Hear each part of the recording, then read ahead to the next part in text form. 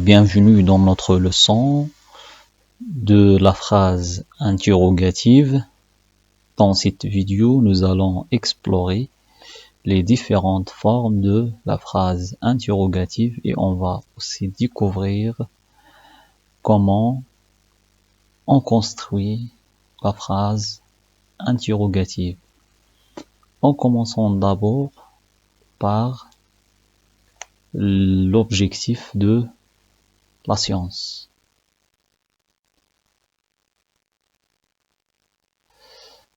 Alors, dans cette science, nous allons travailler en grammaire et en s'intéressant à la phrase interrogative, c'est-à-dire on va la reconnaître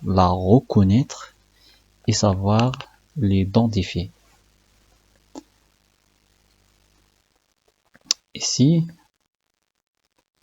en français, nous avons 4 types de phrases.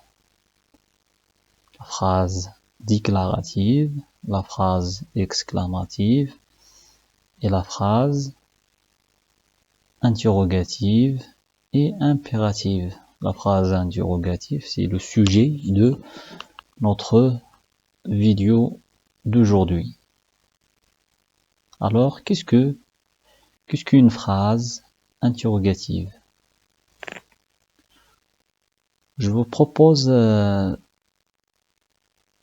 définition de la phrase interrogative. La phrase interrogative sert à poser une question, se termine toujours par un point d'interrogation. La phrase interrogative est très facile. Pour la déterminer dans un exercice, il suffit de chercher le point d'interrogation. Alors, pour construire une phrase interrogative, on peut faire ça à travers de 4 façons. La première façon, c'est l'inversion du sujet. La deuxième façon, c'est l'ajout d'une expression au début de la phrase. Expression d'interrogation au début de la phrase. La troisième façon, c'est par l'ajout d'un pronom interrogatif après le verbe. Par exemple, quand, où, comment, etc. Et la quatrième façon, c'est par l'ajout d'un mot interrogatif au début de la phrase, suivi d'une inversion du mot ou l'inversion de groupe nominal sujet, c'est-à-dire le groupe de mots qui joue le rôle du sujet. La phrase interrogative se construit à partir de la phrase déclarative de 4 façons. On a dit dans la science de la phrase déclarative que la phrase déclarative est une phrase de base, c'est-à-dire à partir de la phrase déclarative, on construit toujours la phrase exclamative et la phrase interrogative et la phrase impérative. Alors comment on construit la phrase interrogative à partir de la phrase déclarative? On peut faire ça à partir de 4 façons. La première façon, c'est par l'inversion du pronom et du verbe. Comme on a déjà mentionné, on a déjà dit, on peut construire la phrase interrogative à partir de l'inversion du pronom et du verbe. On va voir comment dans l'exemple. Par l'ajout de l'expression est-ce que au début de la phrase. C'est-à-dire on commence la phrase par est-ce que. On va aussi voir cet exemple. Par l'ajout d'un pronom interrogatif après le verbe. C'est-à-dire on va ajouter le pronom interrogatif après le verbe. La quatrième façon, c'est par l'ajout d'un mot interrogatif en début de la phrase, celui d'une inversion de mot du groupe de mots qui exercent la façon de sujet et du verbe. Voyons les exemples. Le premier exemple, c'est l'exemple de l'inversion de pronom et le verbe. Voilà le verbe et voilà le pronom. Dans cette phrase, on a fait l'inversion de pronom et le verbe. En réalité, on dit elle veut venir, elle veut venir. Mais à l'inversion, on obtient la phrase comme celle-là. Veut-il venir? Veut-il venir? Le deuxième cas, c'est le cas de l'ajout de l'expression est-ce que au début de la phrase. Est-ce que au début de la phrase, tu vas bien? Tu vas bien?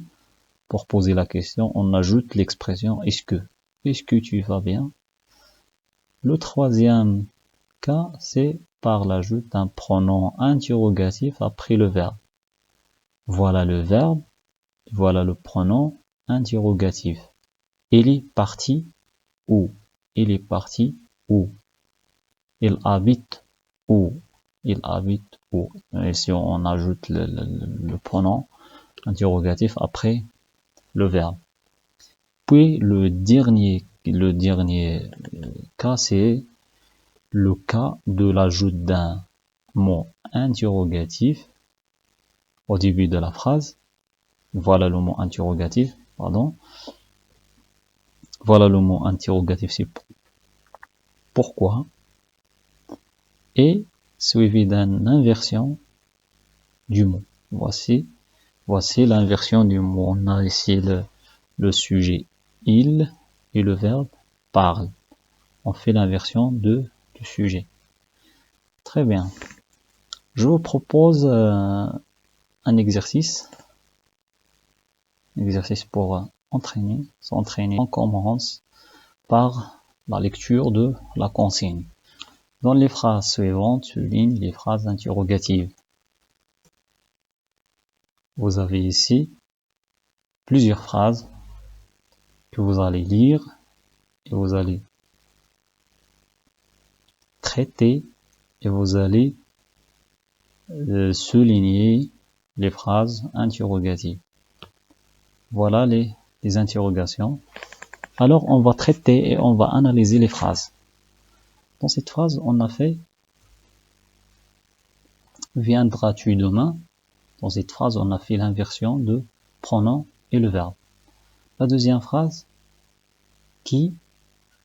Ici, on a fait l'ajout d'un mot interrogatif au début de la phrase. Dans la phrase suivante, combien as-tu vendu ta maison? Ici, on a fait l'ajout d'un pronom interrogatif combien, suivi d'une inversion du sujet, et on obtient la phrase interrogative. Dans cet exemple, aimez-vous le chocolat? Aimez-vous le chocolat? Ici, on a fait la règle de l'inversion du pronom et le verbe. La première règle, la première façon. La phrase j'ai, quand êtes-vous en vacances? Quand êtes-vous en vacances? Dans cette phrase, on a entamé la phrase, on a fait le mot interrogatif au début de la phrase, suivi de l'inversion de pronom et le verbe. Le pronom et le verbe. La phrase suivante, c'est comment t'appelles-tu? Comment t'appelles-tu? Comment tu t'appelles? Comment t'appelles-tu? Si on a entamé la phrase par un pronom ou par un mot interrogatif, suivi d'inversion de pronom et son sujet. Est-ce qu'il pleut? Est-ce qu'il pleut? Et si la phrase est commencée par l'ajout d'un mot ou d'une expression est-ce que au début de la phrase. Alors, comme une conclusion, on peut construire la phrase interrogative à travers quatre façons. La première façon, c'est l'inversion de sujet. La deuxième façon, c'est l'ajout d'expression est-ce que au début de la phrase. La troisième façon, c'est l'ajout d'un pronom interrogatif après le verbe, comme tu viens d'où? Puis la quatrième façon, c'est l'ajout d'un mot interrogatif au début de la phrase, suivi d'une inversion du pronom. Alors, on est arrivé à la fin de la vidéo. N'oubliez pas de partager la vidéo avec tes amis. À très bientôt pour d'autres leçons, Inch'Allah.